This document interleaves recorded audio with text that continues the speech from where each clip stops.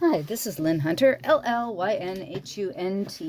I'm a storyboard artist and illustrator, and today I am doing a get well present for a friend of mine, Maya Rogers. Maya is the Fez mistress. If you've never been to Fez-orama, please, I would request that you go check them out on the internet.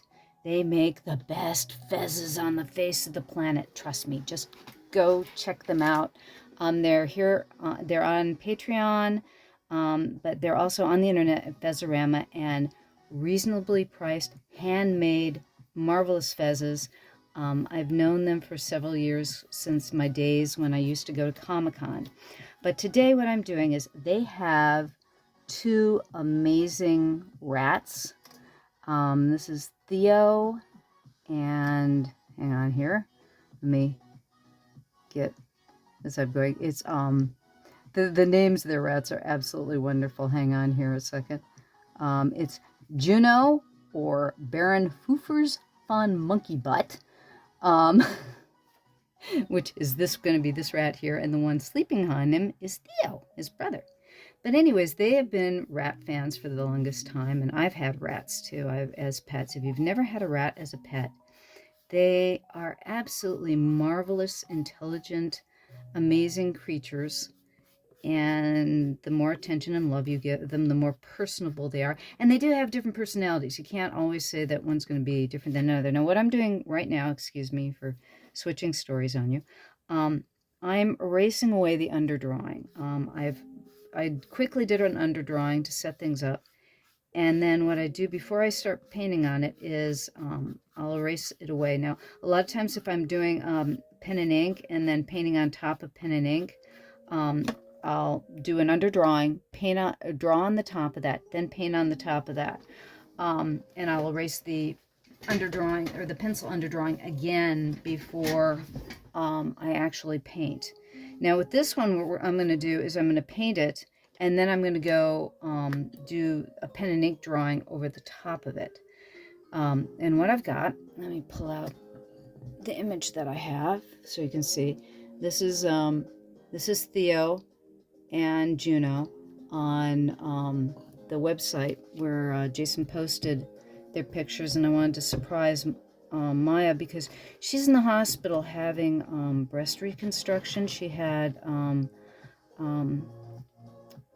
basically she had breast cancer, and so now she's in the hospital having breast reconstruction, and it's been tough. It's not a simple, it's been tough for them because of her medical difficulties, and it hasn't been easy.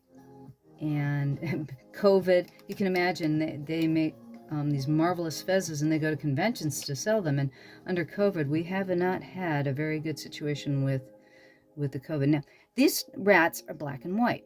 So what I'm going to start with is, I started doing the black, but I think what I'm going to do, I had some yellowy green over here from the last painting I did. I'm just going to mix this all together.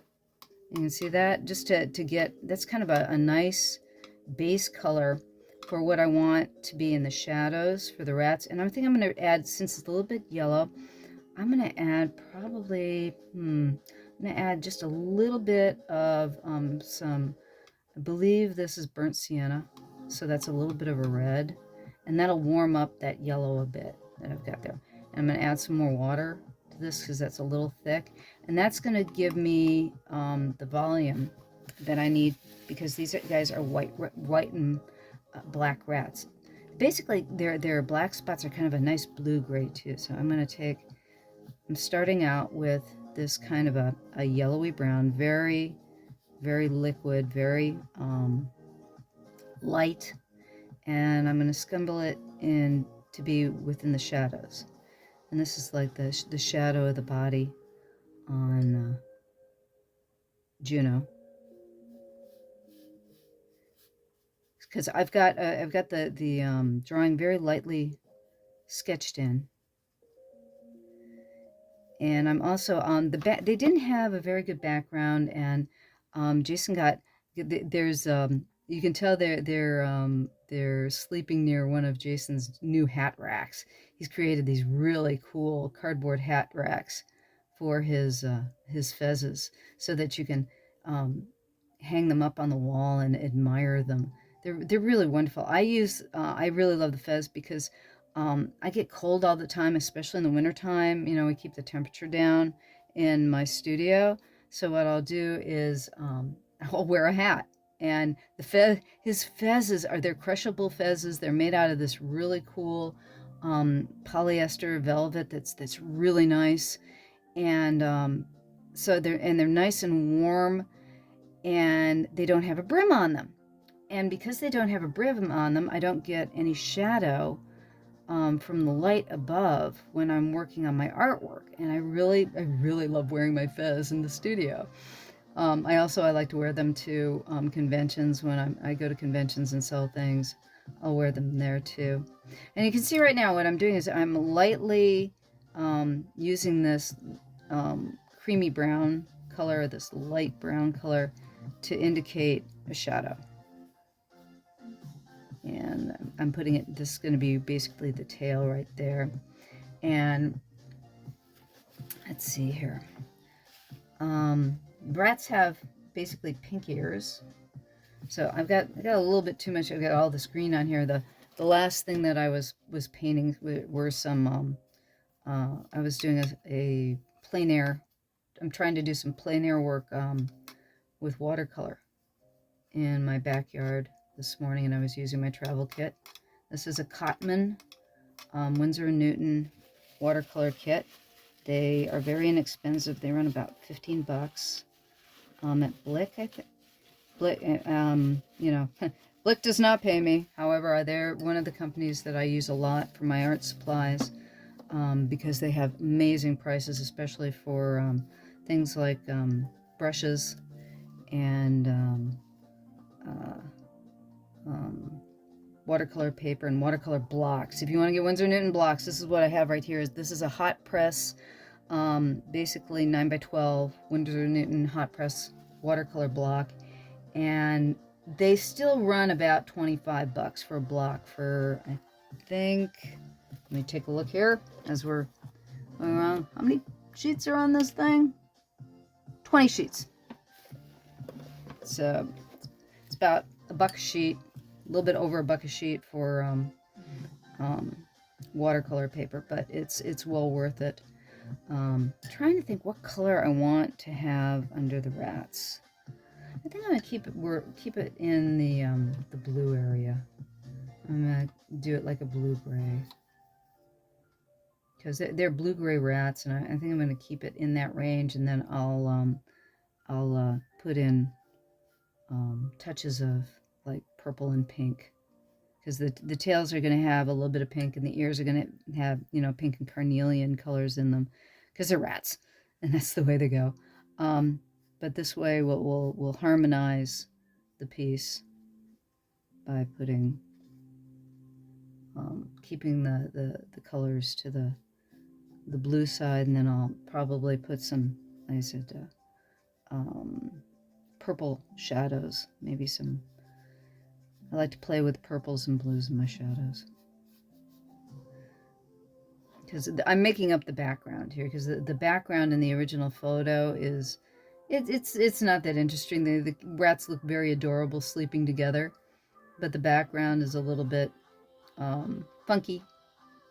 Doesn't quite look right, and this is meant to, so that Maya and Jason can hang it on the wall, maybe, or they have a little souvenir, because rats do not live long, unfortunately. I've had a couple of them, and if you're lucky, they'll live maybe 3 years, 4 at the very, very top. I don't think we ever had a rat that quite lasted that long, but they are very personable. They get snuggly. One, Peekers, was Troy's favorite. He had a rat named Peekers when I first met him. My husband had a rat named Peekers. And Peekers would literally follow Troy around the room. Now, I'm going to make the basic color that Jason tends to use for his fezzes tends to be this marvelous black with these swirly lines. So I'm going to do kind of a darker gray. I'll start out with, this is like about a Payne's gray, and it's a little bit of black and a little bit of Prussian blue mixed together. And I will use black in, this is a Mars black, which is a bit more transparent than lap black, which is more opaque. And I'll use it to mute my colors a bit. I know that a lot of watercolor artists do not approve of using black in their watercolors, and there's I still there are mixed attitudes on it, but I have no problem with using black. It's a color, and I mean, purists don't touch it. That's just kind of the way it is. If you're doing a more opaque watercolor. So you can see the way I'm doing this right now is kind of the, this is going to be an edge of a fez up here, and then I'm going to have a little tassel draping over there, and I'm trying to think what color I want to make the tassel. I have a contrasting color, but I think probably turquoise. I'm going to make it turquoise. We'll see. It's like, okay, now we're going to go into doing some of the painting on the rat's back. And like I said, they're basically black rats. They're black and white. So the thing is that because I put this cream color in here, I basically don't have to paint any more of the white. That's just going to give it. It's just to give it a little bit of rounding. I might come back in with some brown in there in that area to darken it up a bit. But that basic area is done. Now I'm trying to. I've got three sizes of brushes over here, and kind of glomming together. Let's see here. Okay, so this is the black part, the fur, and you'll notice I've used a Prussian blue because he's got kind of a blue black fur. So the blue will come out into the black. And we want a little bit of the fur to come through. So right now, I'm just kind of giving a texture. I'm doing like little long strokes to give that nice feeling of fur.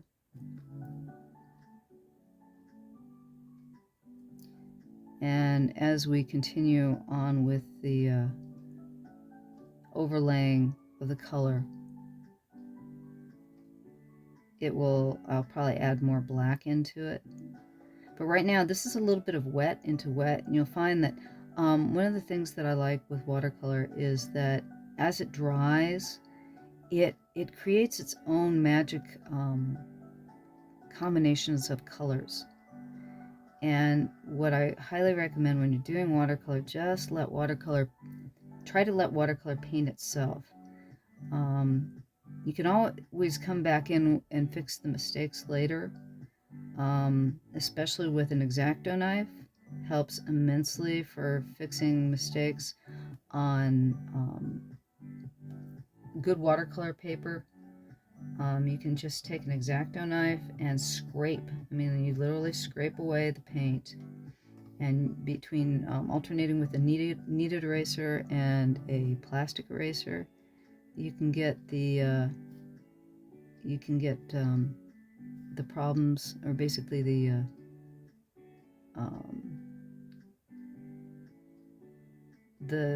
mistake that you made. You can think about it like you're sanding down the paper, erasing it away. And so you can usually fix mistakes. Keep on reaching the wrong place. This area out here is going to be used for covering with the mat. But again, if I get an error like this or a little blot over there, those are things I'll go back in with an X-Acto knife, and I will scrape them away just like I was talking about. Okay, now Theo's got a black head, and he's got kind of He's got a pink nose and a pink muzzle. So I'm going to go in and I'm just throwing the water down here. Now you'll note there are like little edges here that settled in. And all I have to do is go with my brush. Whenever you start getting an edge that you really don't want, go within your brush. See how I'm just kind of scumbling it out? And that'll take care of that. You just go back in where it was drying out, where there was a line you didn't want, and just kind of rub it out with your brush. And so we got his head. Okay. And my problem is that I'm not going to get their bodies exactly right, because I need more than one photograph. Usually if I'm doing like a portrait of animals, when I do animal portraiture, what I like to do is if you can have more than one portrait picture, if you can have several photographs and several different angles to look at the animal from, that really helps you get the personality of the animal. Sometimes you're not that fortunate and people want you to work from just one photo, or they only have one really good photo that you can work from. But I usually like to use a lot of different angles, and then I'll change the pose too. I know enough about animals and animal anatomy that I won't do maybe the exact pose that's in a photograph, or I'll alter things a little bit. Let's see here. I'm trying to decide if I want to stay with this brush. This brush is a little bit thick for the type of detailing I want. I'm still laying in color. I'm still not fully trying to lay in fur yet. I'm still getting masses of color. And again, these guys are white and black, so there's a lot of white on them. And that's one of the reasons why I thought I'd like to go back in and use pen to, get details in the end, like the whiskers and things like that. But I want to make it recognizable that it is their pets. But also, when you're coming in, it's like I keep on pulling in some water and blurring up some of these things that I've already done, because the lines went on a little bit too heavy. And there's also in here there's a lot of mixing of the white lines with the black. And I'm not sure if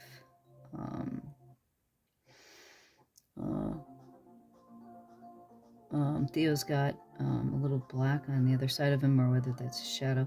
He's got like I'm trying to think, the bunny. There's a bunny with a mask, black mask. He's got kind of a panda mask.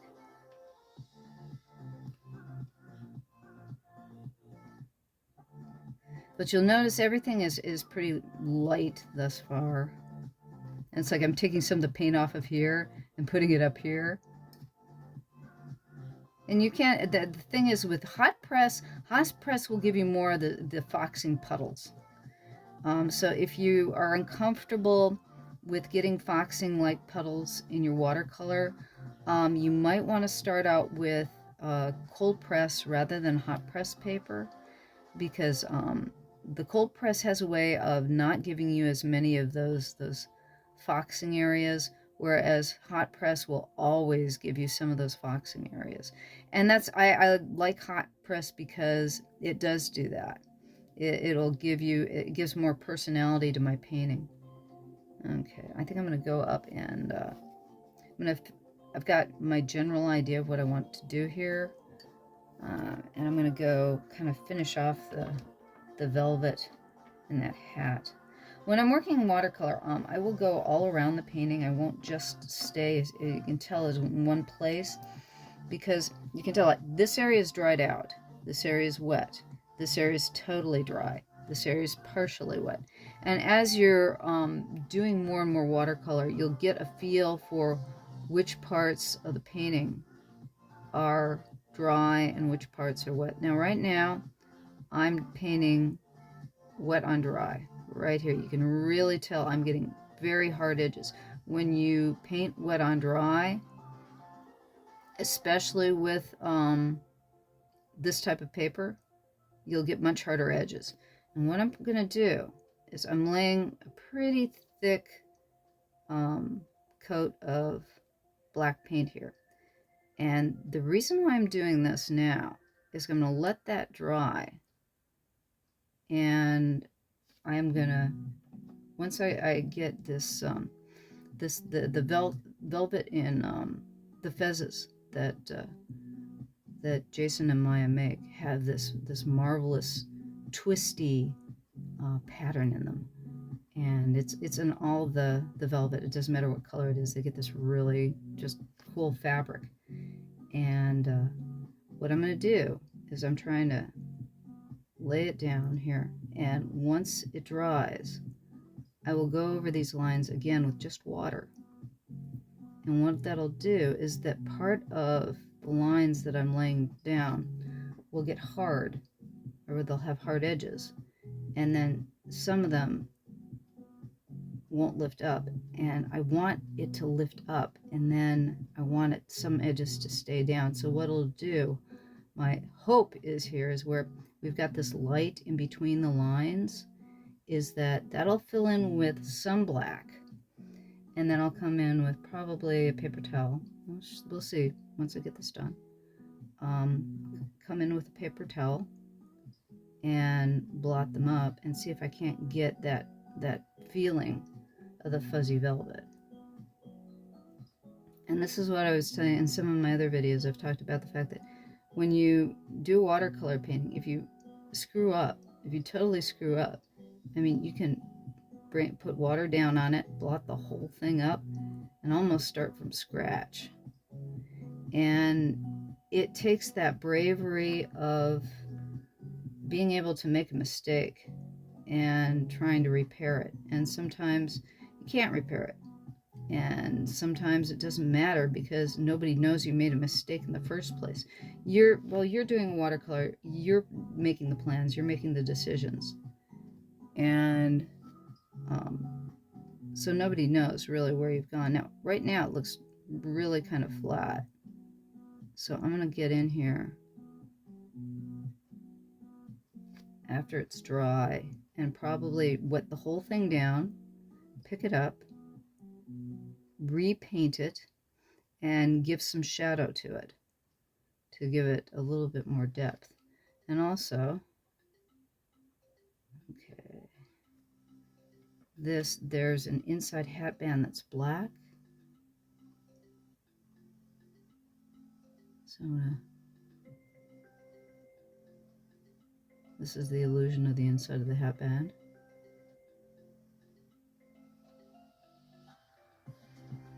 And the brush I'm using right now is a number 2 or 3 Winsor Newton Series 7 Sable. That's at least 10 years old. I'm loath to throw out my brushes. I really should throw this one out. It's seen a better day. But you'll notice, even though it's seen a better day, I'm still using it. It still holds a good point. It does the job I need it to do. It's just when you pay, $20, $30 for a brush, it's like, I don't want to throw it out. It's still useful. I can still use it.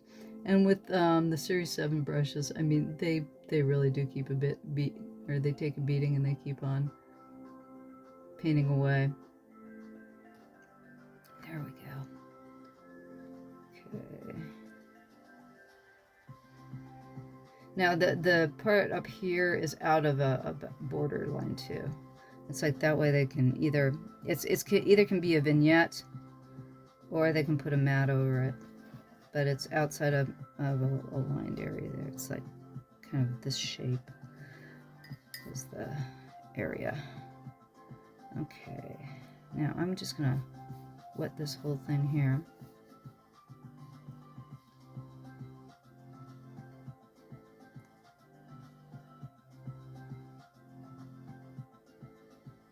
Because this is the inside of the hat. Now, above that line is going to be some red, but I'm going to just make this a pool of darkness first. And let that dry. And while that's doing that, I'm going to switch brushes and go play with the rats again. Because I want this all to dry, and I'm going to be doing some wet and dry over there for a bit, so I'm going to go play with the rats a little bit more. Add some more black and blue. Okay, let's see here.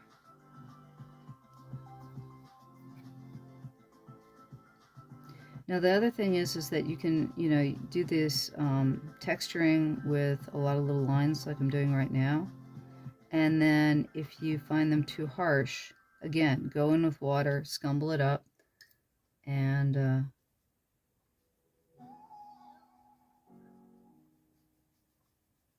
you'll have a little bit of texture from the lines that you used before.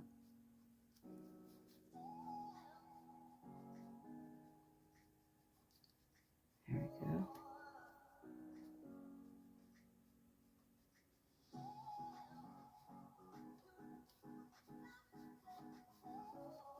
There we go. And it's fun to give some character to your lines. The more you get used to drawing and painting with a brush, the more you can be a little bit more free with the personality of your line.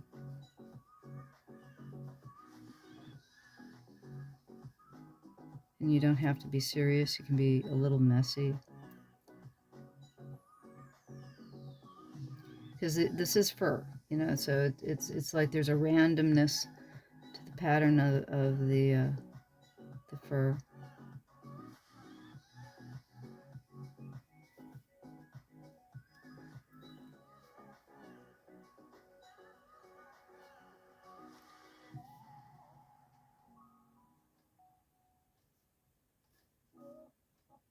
And you can see there's a bit of an edge right here that's a little bit harsh.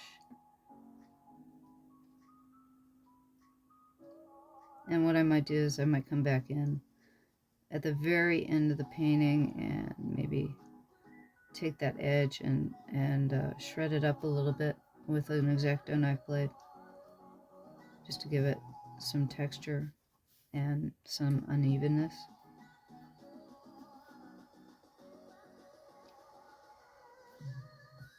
This would be in shadow. This is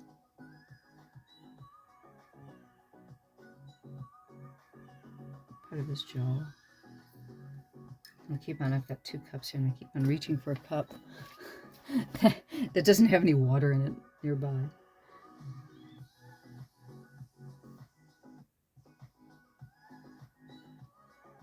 There's his eye right there.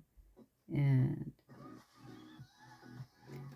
with rats and with all animals who are mammals, we have kind of the similar face structure. There will be little differences because, like, here's the jawline. They have muzzles that we don't. But actually, the funny thing is that when it comes to animals, the monkey is not your furthest ancestor, your closest ancestor. The rat is, because monkeys basically, if you think about lorises or some of the members of the primate family, they basically are the original primates. Basically looked like rats, and we're pretty close to rodentia. I think it's another reason why they also use rats and mice when they're doing experiments for drugs and things, is that their biology is rather similar to ours, because down the food chain or down the evolution path, think about it, they're very social animals. Rats live in little societies. They can live by themselves, they can live in societies. They're very social animals, and technically they're one step away from us in a lot of ways. The guy there. Same thing with. This is Theo, right? Yeah, this is Theo. Juno's the one on the bottom. Theo's the one on the top.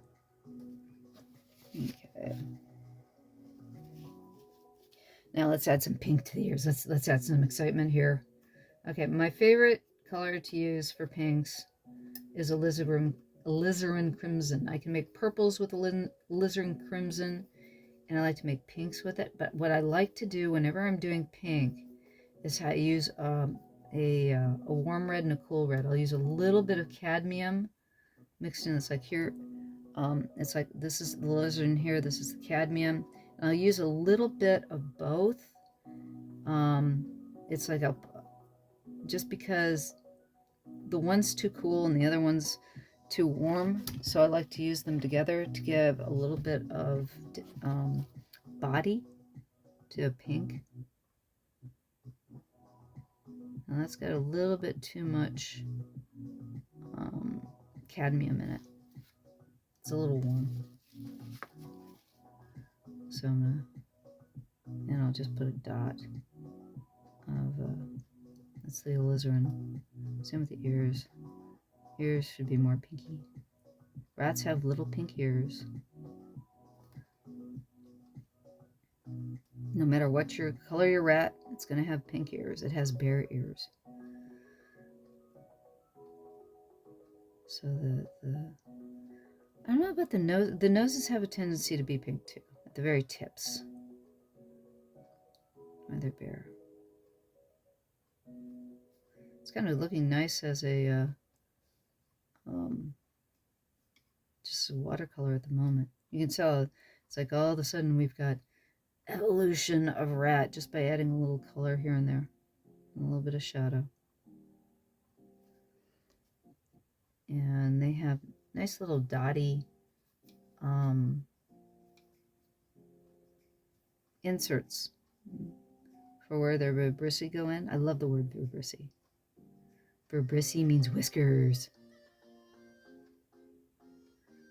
I had a friend once who said, you know, patella and kneecap have the same number of letters in them, so why don't we just call it a patella and not a kneecap? Or maybe we like the sound of one over the other.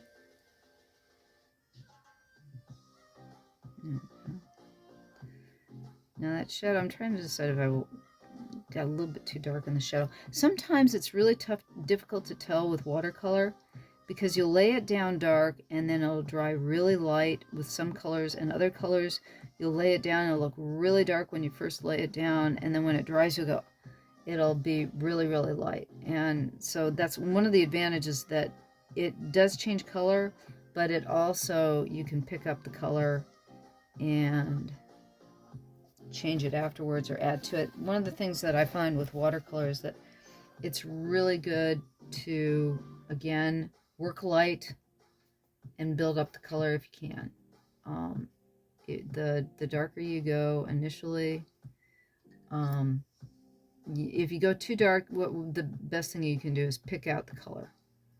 You'll go over it again with water, just straight clear water if it gets too dark, and then pick out the color with paper towel.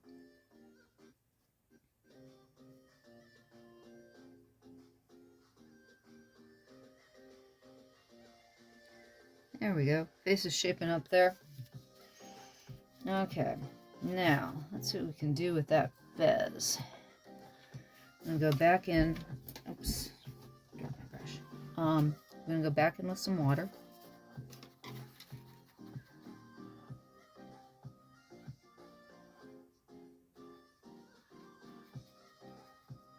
And I'm just scumbling the whole dang thing up.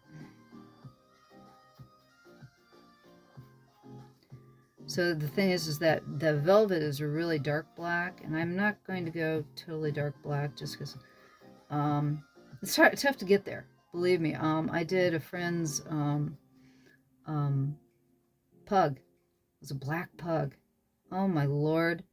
It took forever to paint because I did layer upon layer upon layer of black, because I didn't want to go too dark too fast.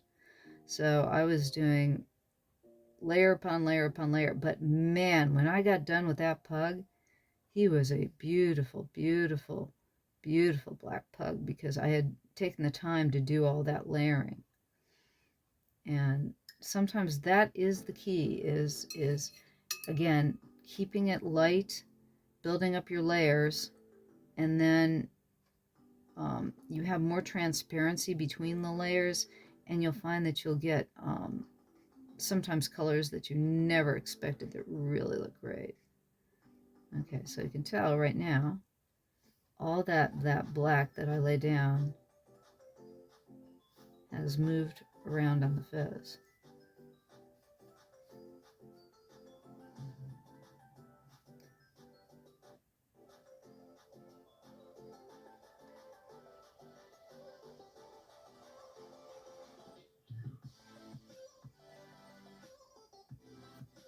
Okay. Oh, oh crud. Sorry.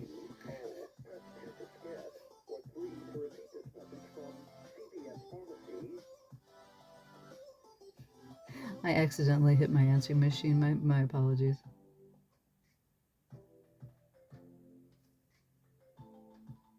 See how nice that got. Now I'm going to go over it. I'm going to go down this band again.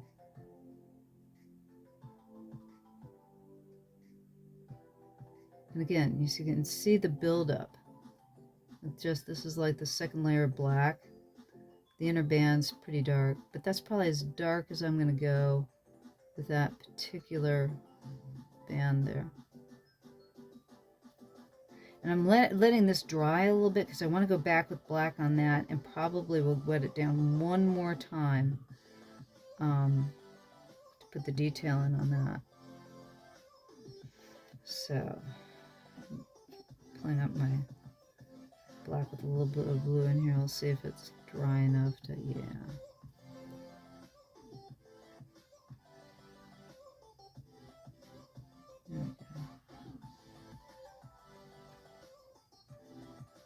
Because what I want this time is I want a little bit more of a bleed.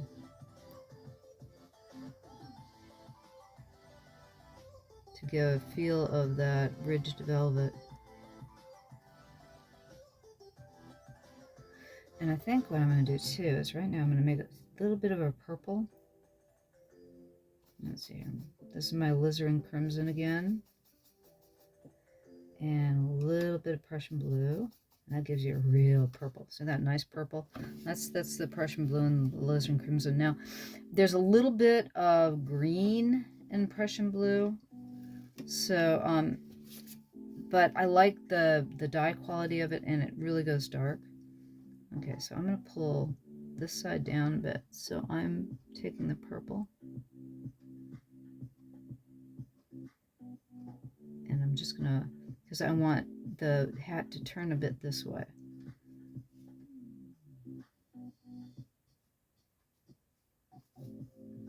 I'm going to put a little bit of it here too. And then the inside of the hat is actually, it's red velvet. So I'm going to take, this is cat, let's see if you can see it on the screen. Probably, yeah, there we go. This is cad red, and it looks kind of muddy. I'm going to add a little bit of alizarin crimson to that. Some more cad. And a little bit of burnt sienna. So it's kind of almost a brick red now. And I'm going to put that on the inside of the hat.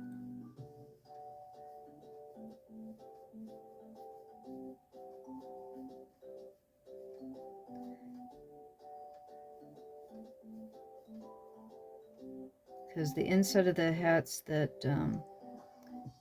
Jason does, Jason and Maya do, are red on the inside.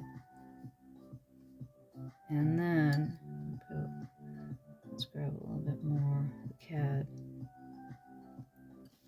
And then that's getting a little bit thick and muddy. So I'm using my brush like a sponge. What I'm doing is I'm pulling up the paint. I'm wiping it off on my brush, sticking it in the water, taking the water out, and then again I'm using my brush as if it were a sponge. I'm sponging up that excess paint that I put in there.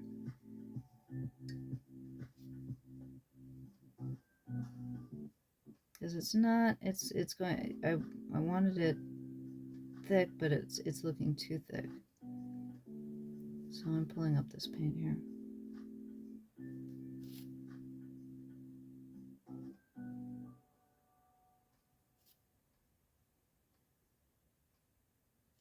I'm going to blot that. And then I'm going to take the red again. There we go. That's better.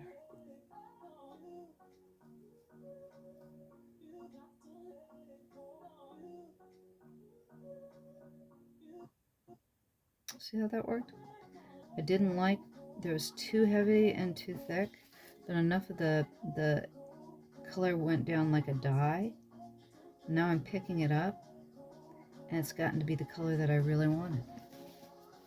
And that's kind of the sort of thing you got to experiment. Now, look, we've got a couple of blops of that purple in here, which is not a problem because I'm going to take some black. I'm going to go over this again.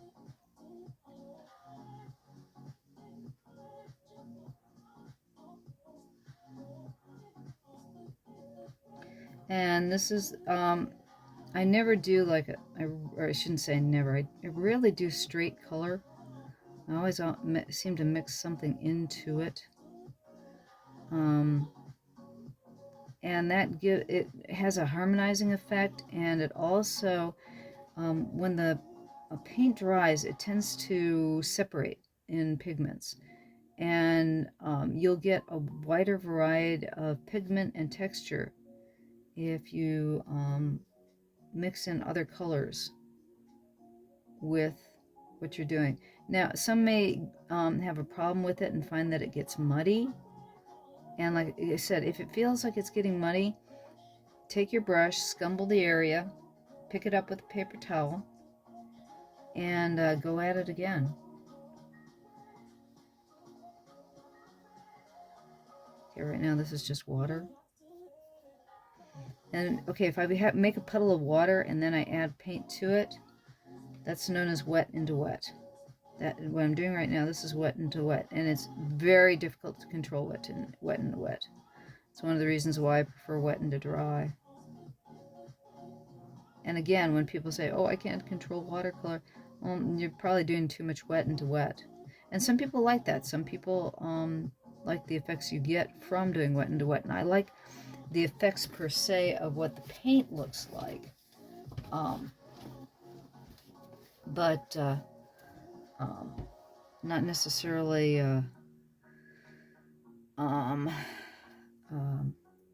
working with wet into wet. I'm going to take a little bit of red. That's a bit too bright. Let's dull it down just a little bit.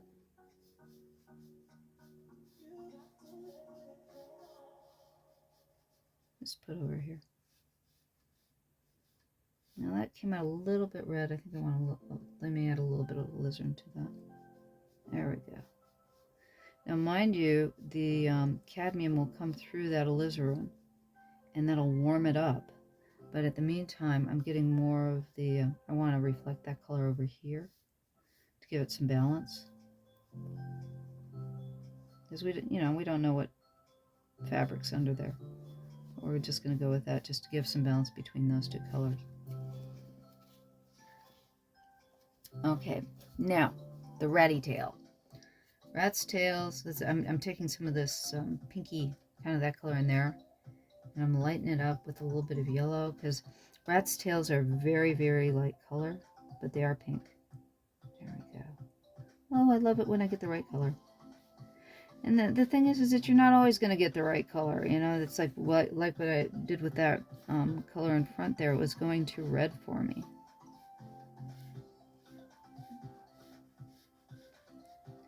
Now, like I said, this is looking very dark pink at the moment, but when it dries, it'll probably dry just a little lighter.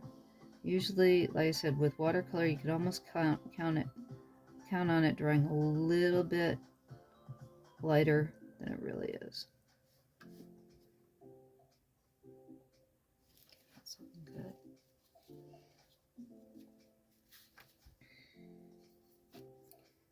Okay, now for the final touches here. I'm still knowing what color to make the tassel.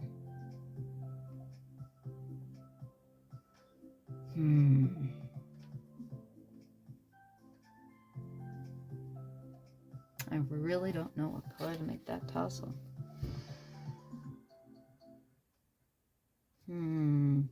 Decisions here.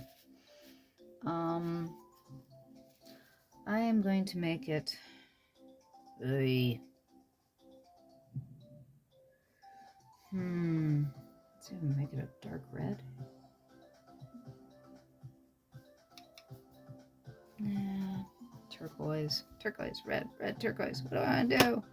What do I want to do? I think I'm going to make it turquoise. I know I said I was going to do that turquoise in the first place, so it's like, okay, we're going to go turquoise. That's a little bit too much Prussian blue.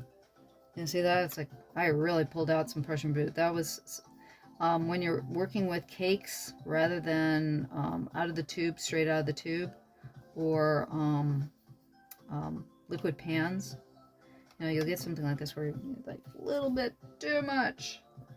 I'm going to pull that up with my paper towel. There we go. Handy paper towel. Always good for when you're working with watercolor. There. Now I've thinned it back a bit. Okay.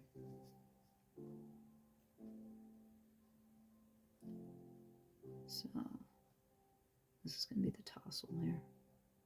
Because you can't have a fez without a tassel. And there's a reason for that. I figured this out. It's like Jason never told me this. You figure it out when you wear a fez. There's a reason for that tassel. Fezzes create a vacuum on your head. When you think about it, a fez fits to your head kind of like a suction cup. And if you wear a fez, you have to be able to take it off. So the reason for the tassel is so you can pull the fez off your head. They look cool, let's face it. Tassels look cool. But the other reason for a tassel is so that you can get the fez off your head.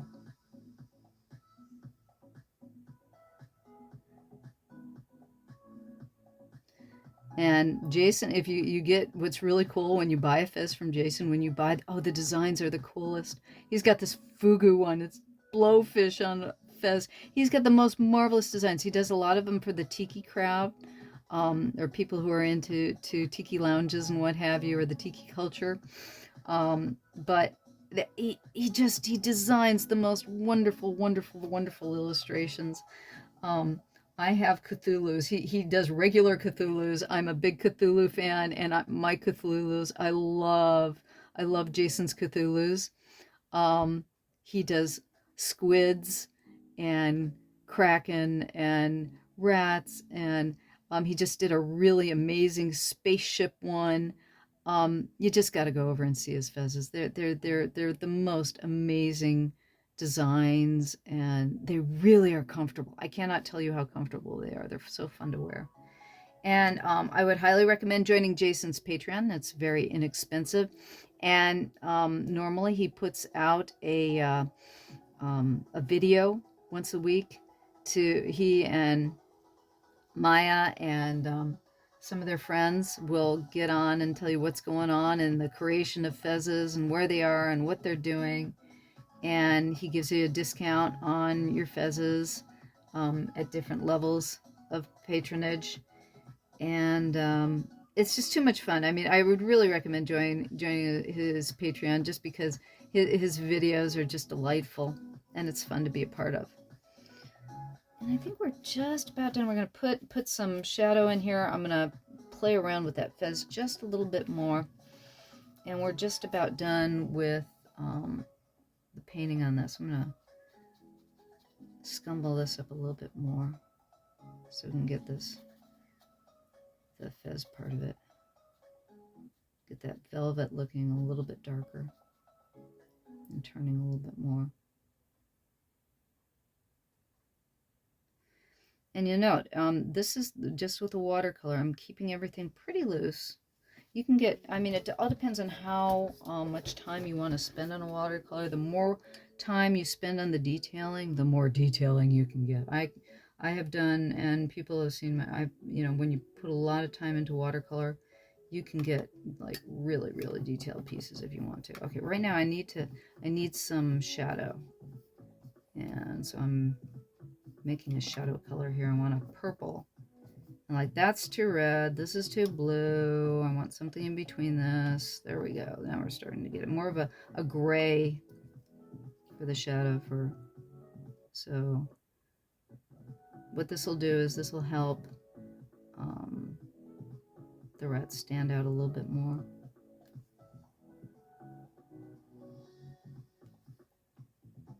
So we're going to put a little bit of lavender.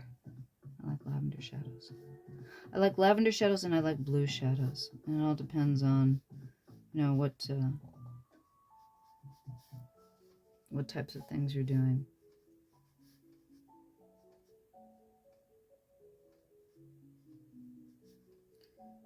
And give this more of a fabric feel.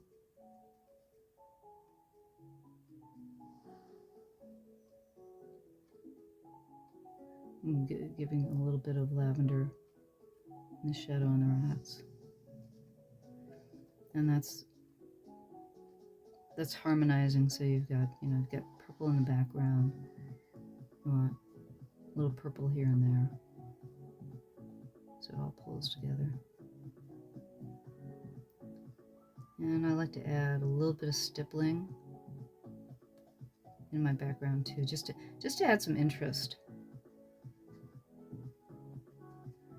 Also, if you find that you've got some spidering in places that you don't want, stippling is a great way to augment the spidering or the foxing. Foxing is another term for that. That where the paint is spread out to places that you don't want it.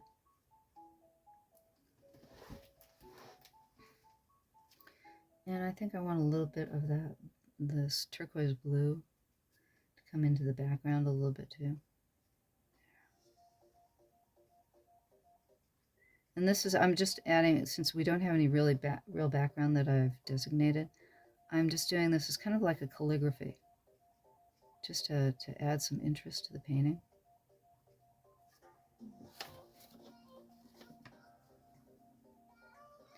A little bit of different texture.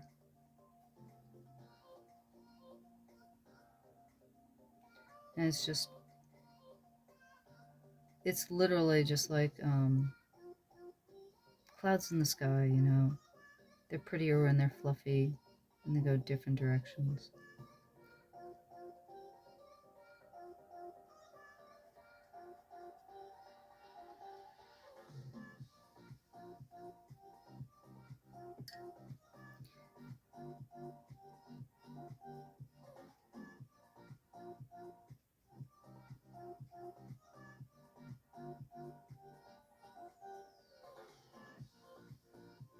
Okay. I'll do a little bit more texturing in the fur. And then I think we're just about done with painting on this. And this is going to be a rather long video.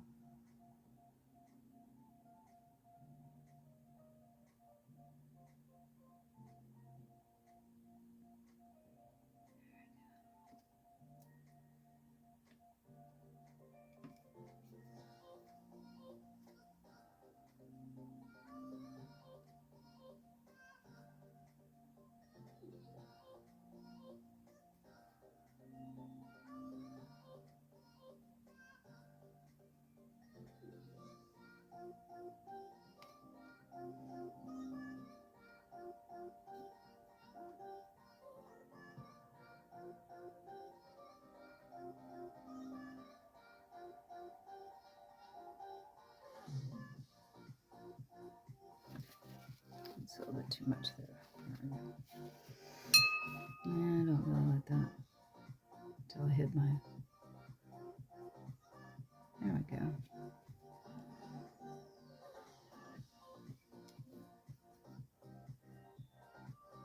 Okay, his fur comes down a little bit more here.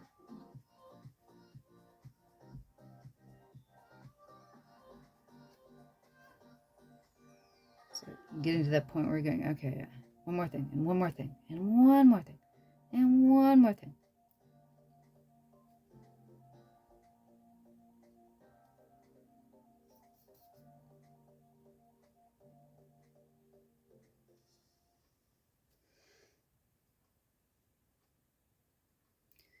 And just getting the body and the fur right.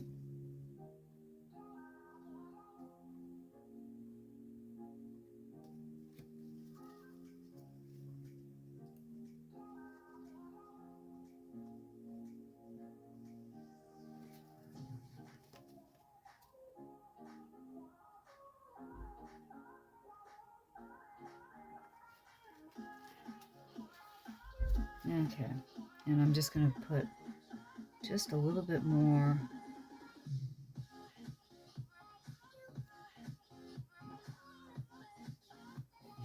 Okay, and that's it for the painting. I might come in with just a little bit more, a little bit later. I'm going to leave it alone for now, and now we're going to go in back in with pen, because I want to define some things.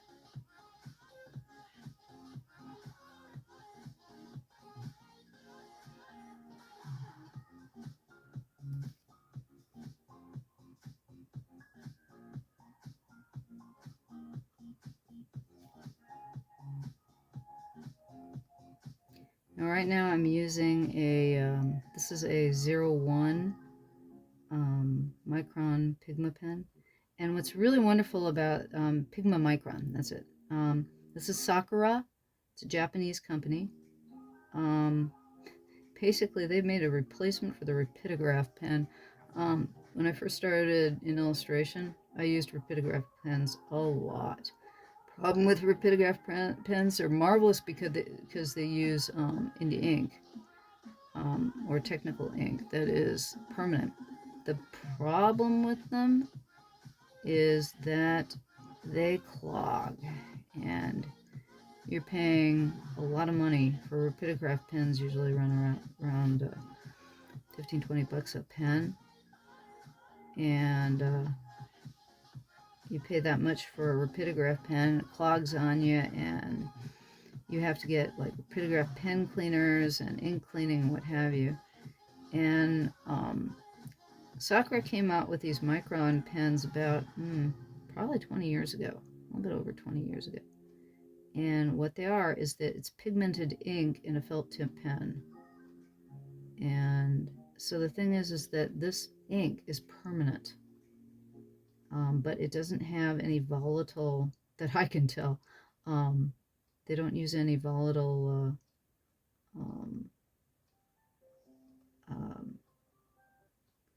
how shall I say that the medium is not volatile, so it's nothing that you won't get a headache from it, and it's permanent, and you can paint watercolor over it. A lot of times I will do my pen work first, and then I'll paint over it, and then add some more pen work after the fact. This time I did the pencil drawing, and I'm doing the pen work over. Like I said, I might go back in and do a little bit more watercolor once we get done with the pen work.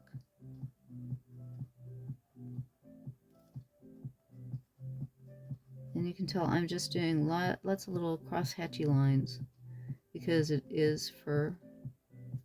And then I'm going to do the tassel. And tassels, these are like parallel lines that cut off square. So you want to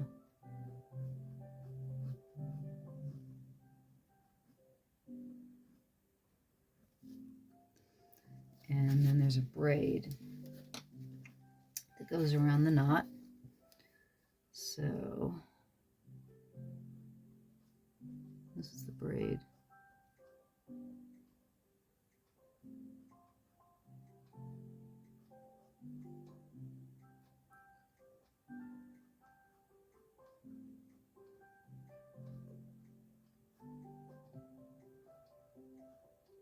goes around the knot.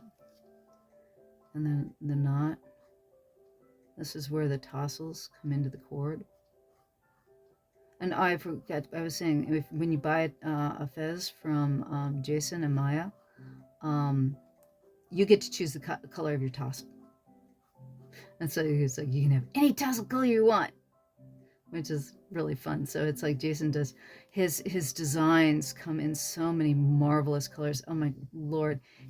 Not only are his designs amazing and fun and silly and wonderful, he chooses the way he sets up the embroidery is just phenomenal. And like I said, you will never be so pleased with a hat in your life as when you buy one of Jason's fezzes. I promise you, they're a delight, and they're like potato chips. You can't have one. I think right now I've got, between my husband and I think we have at least 5 or 6 of them, and I have at least 4 chapeaus. The chapeaus are teardrop shaped fezzes that are more feminine looking, though I know the boys wear them too. They're made after the I can't remember what the actual name of there's a Scottish cap, the Scottish cap that the Scotsmen in the military wear. It's kind of based on that, and they are comfortable and they look cool. Like I said, I have a lot of my chapeaus for. I used to sell my books at ComCon, and at the booth I would wear a different fez every day. It's just fun, and I would always get tons of compliments. And if Jason, especially, I met Jason at WonderCon, and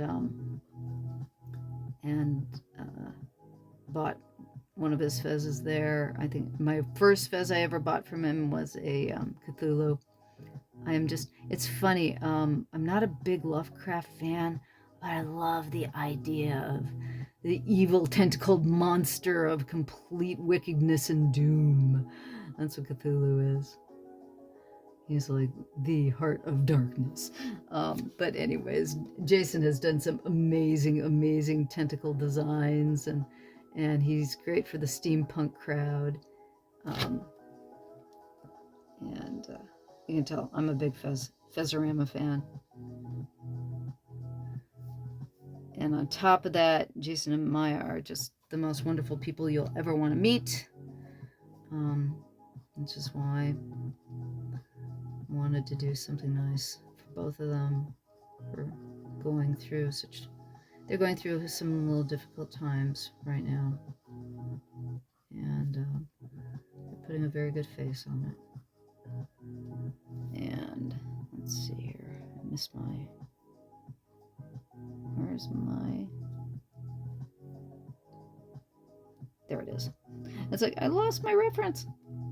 Because I'm working off an iPad, and of course, it went dark on me. Okay, now we're gonna work on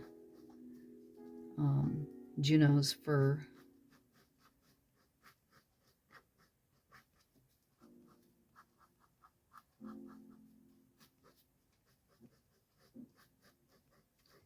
And this is the fun thing about, you can do this with markers too. If you've never worked a marker is like working with watercolor on a stick. And that's another thing that's difficult to control, that people have varying facility and attitudes with. But you can tell it's like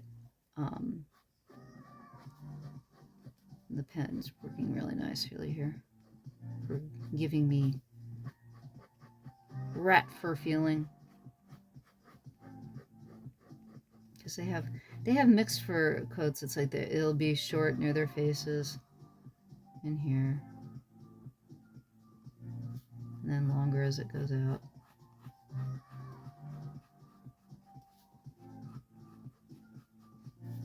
And the thing is, when you add pen to watercolor, because watercolor is transparent, the pen helps define the shapes and the areas, and it makes things faster and easier than some other mediums. And that just might be me because I've used it all my life. You know, when you're familiar with a particular medium or a particular style, that always is going to make things easier. I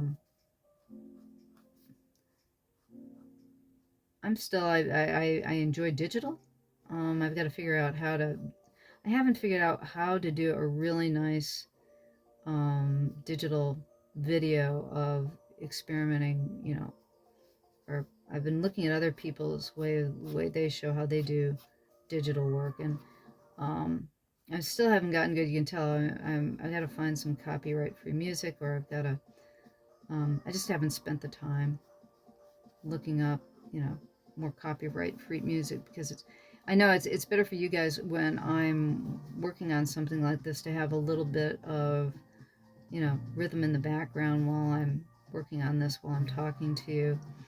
It just helps to have music on. One of the things that I particularly find when I'm watching a film or a TV show, I'm a big one for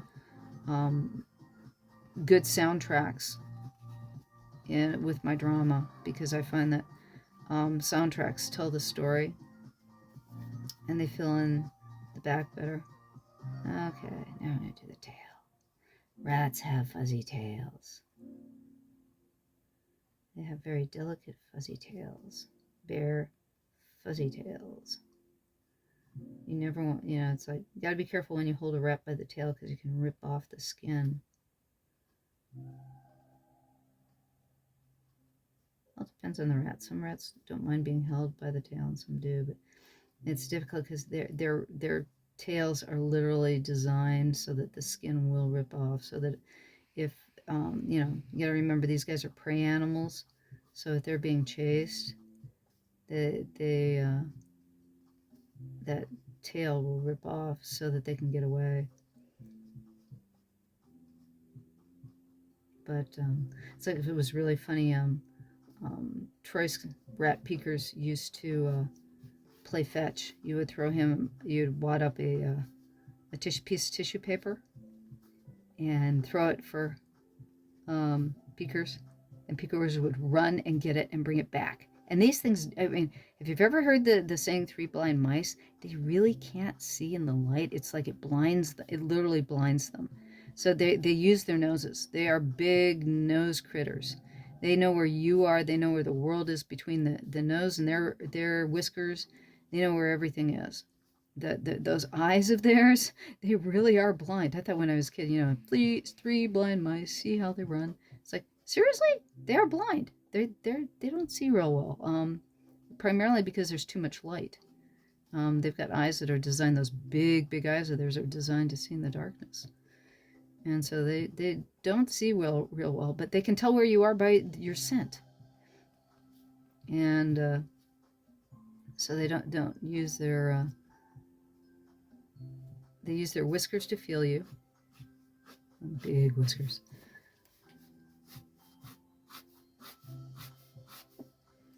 And they have lots of them. And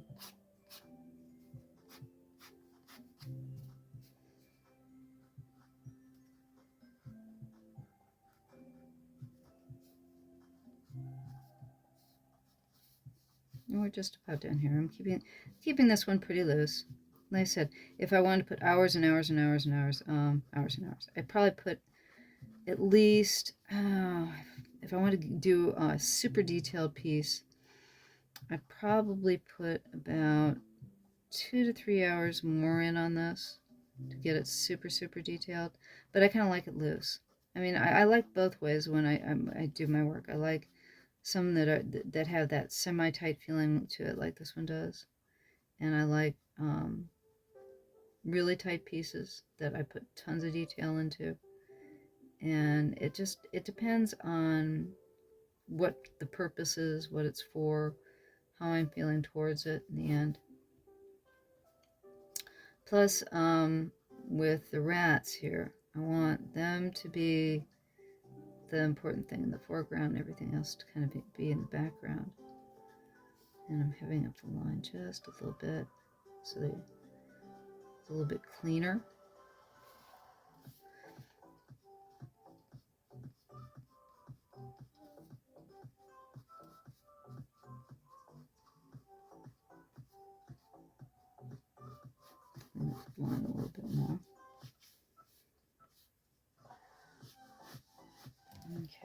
I'm going to use one size thicker pen right now. This, like I said, I'm using an 01 right now. I used an 03 to heavy up the outline just a little bit more. I kind of like a cut line in my illustration.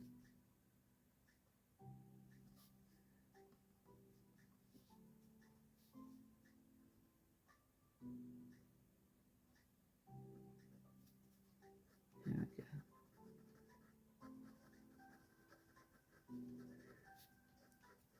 And you can tell I go over things. I'm cross-hatching in the same direction here, so the fur's all going in the same direction rather than doing counter.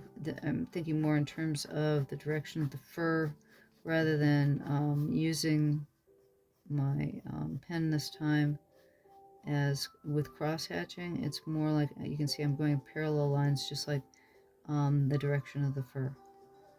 So I'm thinking of it more in terms of an allusion to fur and definition of shape rather than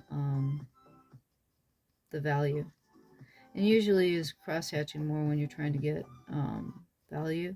Now you can do, as you can see, you can do parallel line value while I'm putting it closer and closer together.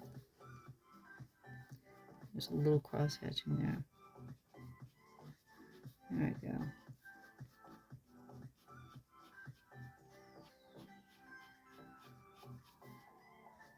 There.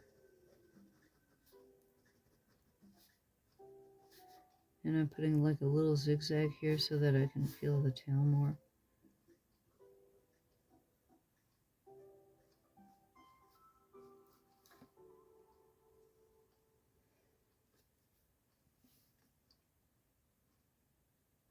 And I think we're about done here.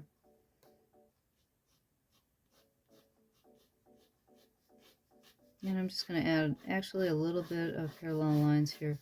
Again, just for interest.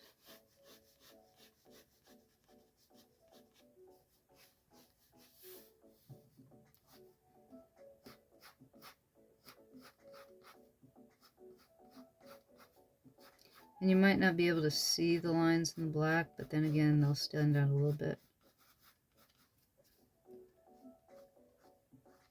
I'm going to give this more of an edge there. And what I'm going to do, see, there's a little bit of too much sparkly up in that area. There's a little bit of patches of white, so I'm going to go in with just a little bit of water. There's perfection in this, in me. And I'm just going to add a little more.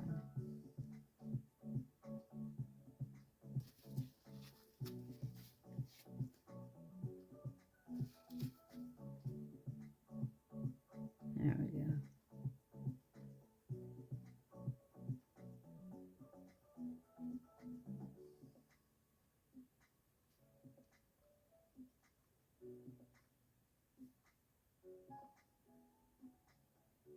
Because this one, that area, the edging, the ear there to stand a little bit more. So I'm just putting this as more or less water in there.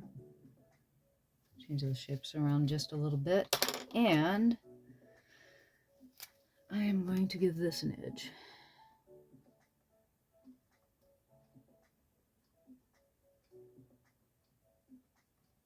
Just to give it some definition. And I think I'm going to take, let's say, the one again. To get some texture in this.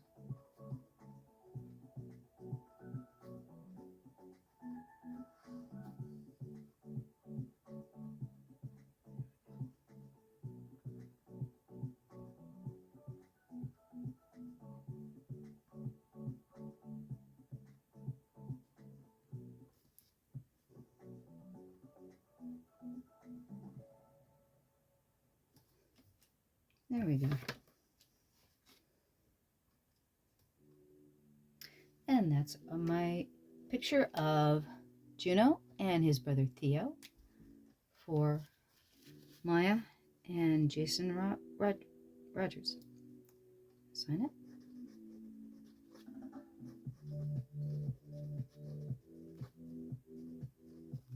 And that's it for today. The other thing is, let me see here real fast. Oh, just stay one more little minute. just want to show you real fast. Let's see here. If I can zoom in just a little bit.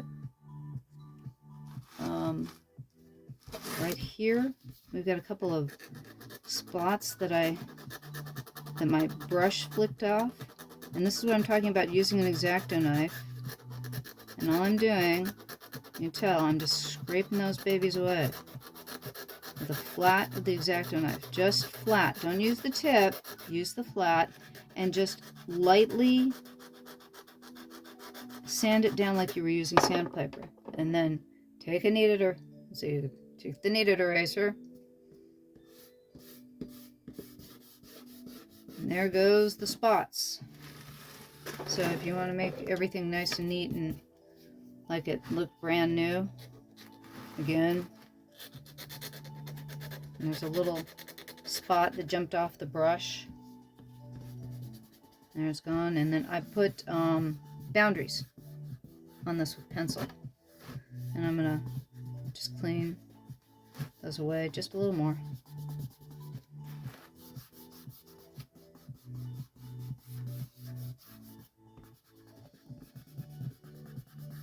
There's one little brown spot sitting right here, right there. And I'm going to scrub that away. And that's it. And let's see here if we can... So there are cute little sleeping rats. Let's see here. Camera does not want to... Oh, great. It changed. Oh, so you get to see me now. Sorry. There we go. There we go. So that is our nice sleeping rat painting and drawing. And thank you for stopping by and watching me. And if you got all the way to the end of this video, thank you very much. I really appreciate it. Hope you enjoyed it. Hope you learned something. And thanks for stopping by. See you next time. Bye-bye.